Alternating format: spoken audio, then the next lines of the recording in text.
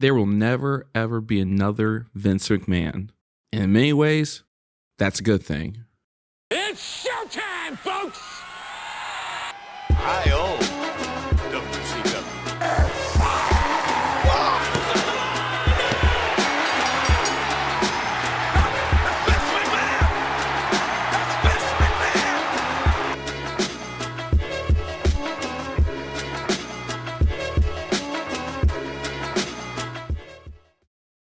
Vince McMahon, for those unaware, is an icon in the wrestling world. The modern wrestling world as we know it is because of Vince. He bought his father's business, he destroyed the territory scene to create the wrestling empire of the WWE. He fought against Ted Turner and WCW and won the Monday Night Wars. He is the reason WWE and wrestling is the global phenomenon that it is. And for a long time, Vince felt untouchable and bigger than life. But there's always one thing to know about Vince. He's an asshole. For every good thing and monumental change he has made, there was always at least 5 to 10 bad things that he's done.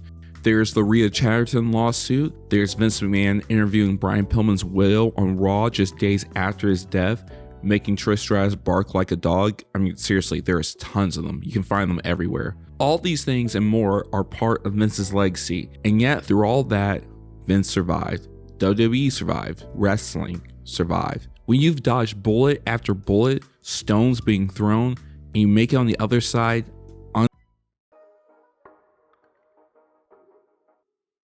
back in 2022, Wall Street had reported allegations that Vince McMahon had given out NDAs to women he was having sexual relations with. These coupled to be around close to $13 to $19 million. This also led to an in-house investigation to see if Vince had used money from the company. And my exact response to hearing this news, I know, that's crazy. because again, it seemed bad, like it was awful, but honestly, what was going to change? Vince had gone up against the FBI and won. I didn't really think anything would happen, but yeah, at the same time, I'll admit, things did feel different. First off, in a real petty power move, after the allegations, Vince started showing up on SmackDown and Raw, essentially throwing up a big middle finger to the allegations, the company's reputation, and most of all, decency. Because Vince wants control, to have power over his creation. This was a man who was believing he was more than mortal and nothing could truly stop him. But the allegations didn't go away, the pressure from sponsors didn't go away, and now Vince was left with a choice, and it was a choice no one saw coming. In July 2022, Vince McMahon would announce his retirement from wrestling. Vince took over his father's company in 1982, and from then on, he was the captain of the ship. He was head of creative, came out with WrestleMania. From the 80s, 90s, 2000s, 2010s, and early 2020s, Vince's fingerprints are there. Many came and went, but Vince stayed. And the agreed upon notion in wrestling circles was this: for Vince McMahon to actually finally retire would mean he would have to pass away. Because Vince refusing to let go of power or creative, even when it was shown that the game had passed him by clearly a long time ago. Because while always wanting power, Vince was always proven right. He was right about in leading the WWF against WCW. He was right about John Cena. He was right about Roman Reigns. Vince simply wouldn't let go of everything he created.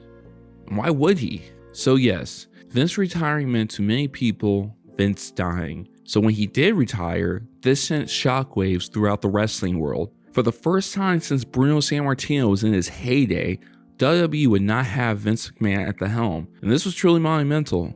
So that was a lot of background about Vince and about wrestling and him as a person and a character kind of. And I haven't deep dived yet because in order to truly tell his story, I thought it was necessary to talk about Vince with wrestling because of the story itself, and what has been going on recently would feel incomplete.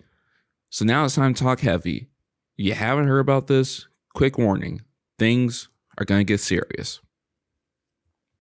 Quick side note, I'm going to use this as a reference for myself and most fans. So, little context about Rick and Morty. Rick is the grandpa of Morty, and Morty has a dad named Jerry. all context you need right there. In one episode, Rick drops Jerry off at this building that Jerry can stay safe. It's for all these different Jerrys, actually. This Jerry finds it insulting and tries to stage a revolt. The other Jerrys just look at him with nonchalant stares, telling him he can leave whenever. And Jerry, now confused, said, "If that was an option, then why are you guys still here?" To which Jerry replies, "Same reason as you. We're Jerry's."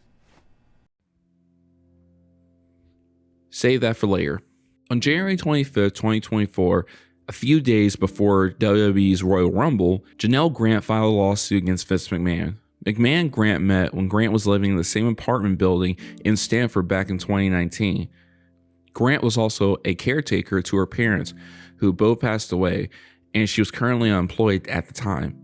Vince then hired Grant to become part of WWE's legal department, in a role he made specifically for her.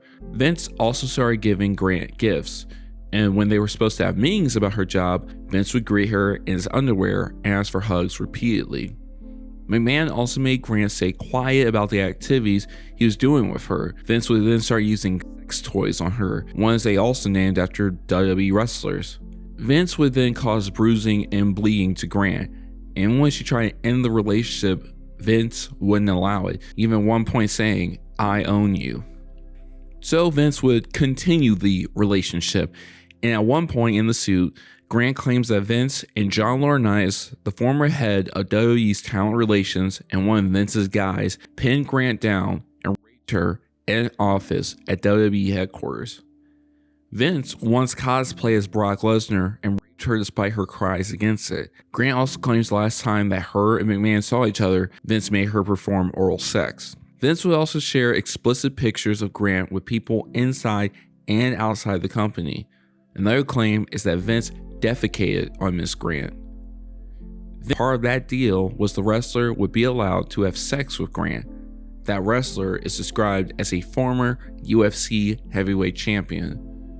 Grant would leave the WWE in February of 2022 after 3 years of employment. Vince would then make Grant sign an NDA where he would give her $3 million.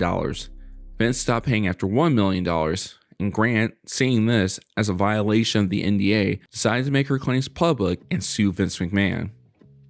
When I first heard about this news, I was disgusted and appalled, but not surprised, because in the back of my mind, I always knew Vince McMahon to be a weird dude and potentially an evil person. He had played that role for decades, but it was just things you would hear from former wrestlers, his infamous interviews. There was always that feeling in the back of my mind, this man could be dangerous. Yet, I still watched him. I still watched his product. I became numb by it. Vince being a weirdo was the wrestling equivalent of R. Kelly likes young girls. It felt like such an open secret that us as wrestling fans should have stopped supporting this man, should have stopped watching WWE. But we didn't. I didn't. Why? We're Jerry's. To paraphrase Jerry, he's Vince. Now, in a Playboy interview, he alluded to have been abused by his mother when he was a child. Now, does this justify anything that Vince has been claimed of doing and just the way he has acted in his life? No. He's a grown-ass man. He has enough money to go to therapy. But it is a part of his story, and that is still important. Hurt people hurt people. Vince maybe never truly healed from those experiences. And is it really a stretch to say a man who possibly felt emasculated then decides to go into a profession dominated by beefy, muscular men? The fallout from the allegations has been, at best, a shit show, and at worst, terrible. Vince would step down again from his position at TKO, and TKO has now gone out of their way with what many have called the Chris Benoit treatment. And for those who don't know, Chris Benoit was a highly regarded wrestler who killed his wife, his child, and ultimately himself. And once WWE had gotten the official report, they basically stopped promoting him. His name was never said, his matches never talked about, no mentioning or showing of him whatsoever. And that's essentially what TKO and WWE are doing with Vince.